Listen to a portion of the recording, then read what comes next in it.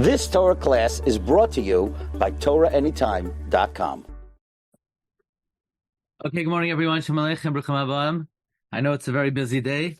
Thanks for joining. Hashem should give us siyata d'shmaya to understand an important akuda here in the Sugya of Kesuvos Pei Gimel Amud Aleph. The Gemara, the Mishnah talks about a man who writes to his wife, Dinu dvarim ein li b'nechsayach. I remove myself from your nechasim.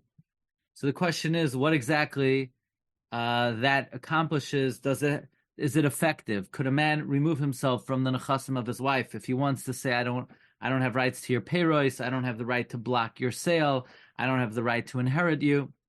And ultimately, the Gemara asks that if you have two partners and one of them says, I have nothing to do with my chelek, it's meaningless because it's not a lashon of transfer. So then why does it work by a husband? He already has rights to his wife's fruits. So the Gemara says, what are we talking about?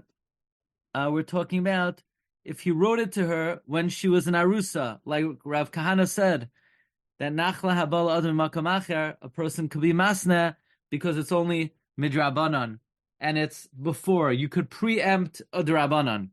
Fine. So in the Mishnah, the rights to the fruits are midrabanan, so you could preempt it ba'oida arusa. So the Rishonim have the following question. Let me see if I could get this up. And everyone has to behave very well today because I'm out of storage on my SD card. So the file that's going to be posted is the Zoom file. So make sure you smile and you look good because you're going to go on TorahAnytime.com. Okay? So, wow, that was quick. So it's good for you. It's good. So the Gemara said that it's only effective if you are... it's only effective if you preempted ba'oida arusa. So the Rishonim ask, and this is found in Tosfos on Iyun Chesam and Beis. Tosfos asks, wait a second. There's a question whether this is effective or not. Doesn't the Gemara say that we're talking about where he said this ba'oida arusa? Well, if he said it ba'oida arusa, why does he have to be masalik himself? Didn't we learn in the Mishnah on Daf Ayin Ches? Didn't we learn that Beis Shammai and Beis Hillel both agree, everybody agrees, that if nechasim fall to her before Nesuin and then Nesuin happens, that it's a good sale. So why exactly are we dealing with, why would the Baal even have to be Masalik himself? Anything that fell to her, ba'oida arusa, she's allowed to sell even when she's in a suah. Gemara Tosfos asks, "V'hadamashma lekaman b'hakoisev da'ad shaloi nises v'nises machrabatol." The Gemara's mashma that if something fell to her before Nesuin and then she had Nesuin, the mechira is batal. The Tanan imkain lama kasav la dinu dvarim. Why did he say that I have nothing to do with it? Shem machra v'nasna kayam. Because if she sells it, it's valid. And the Gemara says, "Umukila beGemara beKosav la va'oida arusa imkain oisam nechasim laflala ad shalei nises." Those nechasim fell before Nesuin uvenisas ayri, and it's talking about where they did do Nesuin after. Dim loy kasav la dinu dvarim, because if he didn't write it to her, then the sale would be batal. So don't we see from here, don't we see from Daf Pei Gimel that the sale is batal? Why does the husband even have to say, Dinu dvarim ein li b'nechsayach? Can't the woman just sell it anyway? Don't we hold that something that falls to her, ba'oida arusa, and then they do Nesuin? The Gemara says that everybody agrees that she's allowed to sell it. So then why does the husband have to be masalik himself from it? This is the question all the Rishonim ask, that why does the husband need to be masalik if once the Gemara started off by saying, because of love va'oida arusa, then the husband doesn't have to even say dinu dvarim ein li b'nechsayach. The woman could go ahead and sell it. I'll tell you the truth, I don't understand the question. All the Rishonim ask this question, I don't understand it. It's true that the woman is allowed to sell it, but she's not selling it. The question, though, is, if he says, I'm Masalik myself, does that do anything? So you want to know, why does he have to be Masalik? Because he has rights. And if he's not Masalik, I guess when the Mishnah said, we have to get the cheshbon. The Mishnah says somebody who says dinu dvarim ainli b'nechsayich, he gets to eat the fruits, he gets to yarshin her, and what is his statement effective? That she could sell it. So the question is, it's only effective regarding that she could sell it. Well, if that's all it's doing, she could sell it anyway, because we said earlier that everybody agrees that anything that falls to her before Nesuin, she's allowed to sell after Nesuin, right? So you hear the kasha? Now I hear it very strongly. We said earlier that everybody agrees that if a property fell to a woman during Eirusin and then she did Nesuin, she could sell it. So then why does she have to say dinu dvar? Why does the husband have to say dinu dvarim einli b'nechsayich? Even if he doesn't say that, she could sell it anyway. That's the kasha of Tosfos. The Ramban says, Haditnan dinu dvarim einli b'nechsayich nirali sha'afilu l'nechasim shenaflu la la'achar mikan. Even a chasim that fell to her afterwards, nami mahani. It also works. The ein halashon hazeh ela lashon matana. This lashon is only a lashon of matana. Da'afilu al davar she'enoi ba'olam adam masna. A person could stipulate even on something that's not in the world. So, even though the Gemara says that we're talking about, she said it ba'oida arusa. So we asked, if she said it ba'oida arusa, presumably it fell to her ba'oida arusa, and in that case, she could sell it even if the husband does not retract. Yes, says Ramban. Of course, she could sell it even if the husband doesn't retract. But she can't sell something that falls to her after Nesuin. She could sell something that fell to her, the Eirusin, after the Nesuin, even if the husband didn't retract. But the Ramban, again, Tosfos' kasha was, why does the husband have to be Masalik himself? She could sell it anyway. Ramban said, yeah, she could sell anyway if it fell to her ba'oida arusa. But what if she said it ba'oida arusa, but it didn't fall to her until she was Nesua? Then she couldn't sell it anyway. But if now that he's Masalik, now she could sell it.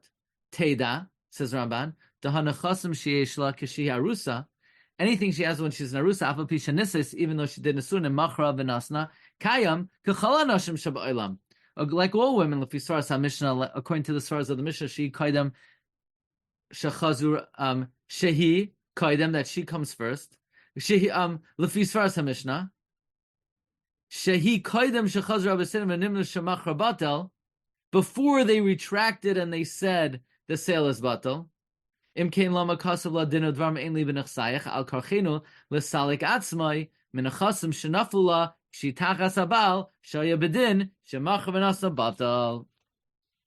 let's get what the Ramban is saying. The Ramban is saying a very important cheshbon. Again, the kasha is, why does the husband have to be masalik himself from the nechasim to allow the sale to be good? Didn't we learn in the Mishnah that everybody agrees that if it's ba'oida arusa and then we do nesuin, that everybody agrees she could sell it? Yeah, that's when it fell to her when she's an arusa. But if it fell to her when she's an asua, then the husband cannot be mavata. Then, if it fell to her when she's a nesua, she cannot sell it. The husband can be mavatel. And now that he says dinu dvarim einli b'nechsayich, he loses the ability to be mavatel. That's how the Ramban deals with Tosfos' kasha, by saying hacha b'mayaskinan, where it fell, ba'oida achar nesuin.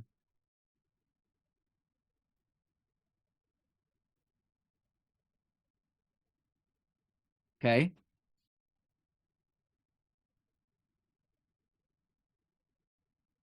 Comes the Rosh, and the Rosh says it's not true. The Rosh says, "V'kasha dimkein afilu loy kasav lanami machar kayim datnan lael actually nisus gamli amir machar nasa kayim."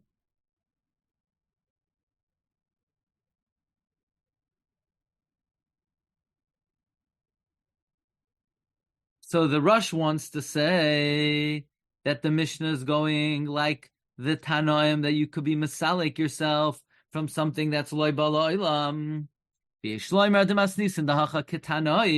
Our Mishnah is going like the Shita and the Tanoim. The Amrulai, the Harambam Zal Kasav, the Mistali Kum Nechasim Shenafala Achar Shatinase, the Silik Ba'almahu, Uvamasha in a Roy Loy Adayin, Adamasne Shalayiska Boy. That our Mishnah holds like the Tanoim, that hold that you could be masalik from the chasim that will fall to her after she does nesuin, because it's a siluk in something that's not yet roy to him, and you could be masalik. However, the Rosh says, "Biyushami loy mashmahachi."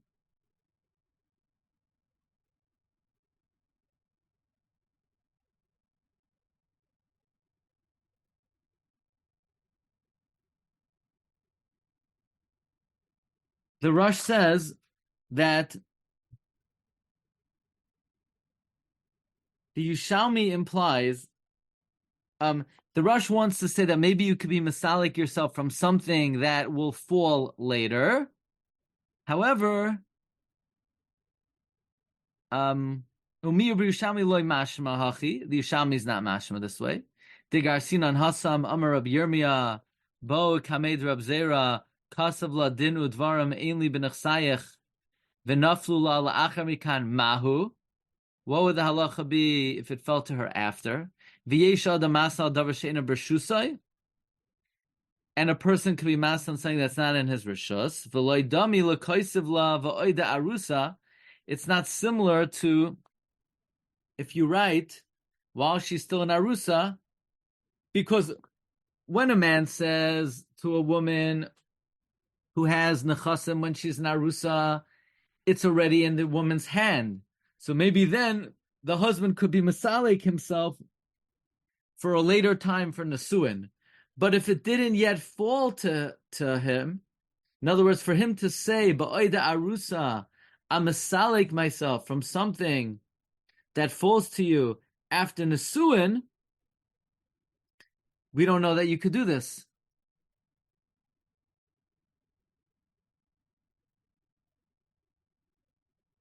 The Rosh seems to say that the Yushalmi is not mashma this way.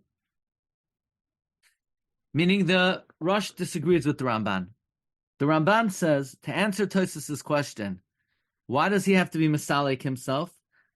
She's allowed to sell something that falls to her after Eirusin. In other words, again, the question is that anything that she has when she's in Arusa, even though she does Nesuin, she could sell it. So then, if we're talking about in our Mishnah that he's Masalik himself, Ba'ida Arusa, so then he doesn't have to be Masalik himself, because anything that falls to her Ba'ida Arusa, she could sell when she's in Nesua. So the Ramban is saying, well, the answer is he's masalik himself ba'oida arusa for something that falls to her after nesuin. That's something that ordinarily she would not be able to sell, and that's.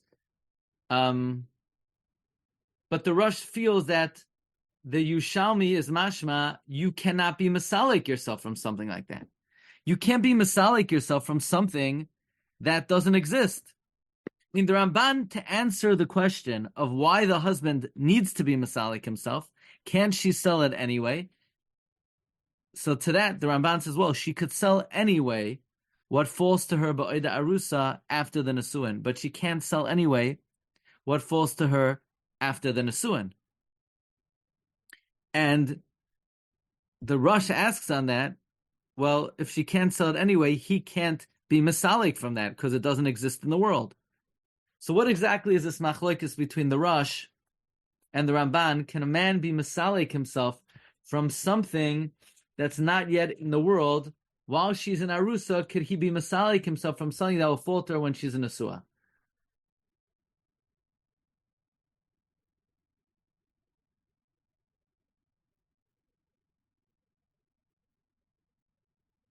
So the Avnei Miluim, let's see if we could get something from this briefly. Tries to explain what exactly is the Nekudas HaMachlokes, whether you could be masalik yourself from something that didn't fall to her yet, because the chayra, you can't be masalik from property that doesn't exist. So Avnei Miluim says, "V'nir lanias daiti bir divrei Yerushalmi v'hu devadei ein min haroi sheyoyel hasiluk afilu ba'od arusa l'nechasim shivala min shenises." Really, a person should not be able to masalik himself while she's in arusa for property that fell after nesuin. Kima delesle shum shaychas v'nechasim halalim. He has no shaychas to it. Sharay adayin loy b'oliyad. It didn't come to her. Elahadu moyel hasilik l'das harash. The reason why the Rosh holds the silik would help afilu l'nechasim shenaflu mishanises is why. He's not being masalik from the property. He's masalik himself from the woman.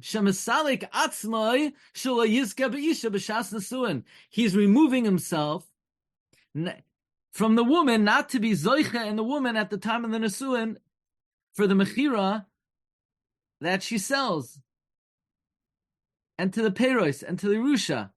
And to the woman herself, he does have shaychas, because he's an aros to her. So the Avnei Miluim says, you can't be masalik yourself from property that didn't fall to another person yet. But if you have rights in this person, why do you have rights in her? Because she's your arusa, and being your arusa, that gives you rights in blocking her sales. So you relinquish your right in her, not relinquish your right in the property. That's the shaila. You can't relinquish your rights of a property that the person doesn't have yet. But there are those who hold you could relinquish your rights in the woman who is here. And that's how it could be effective.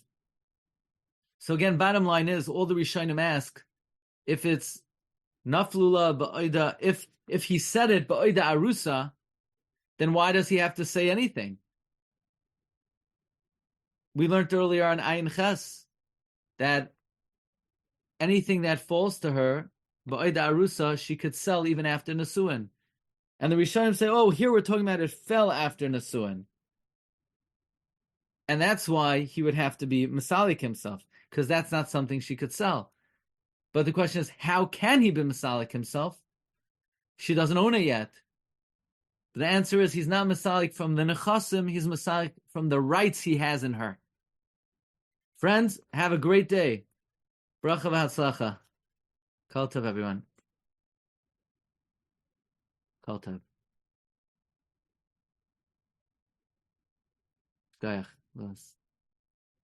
Have a good day. You've just experienced another Torah class brought to you by TorahAnytime.com.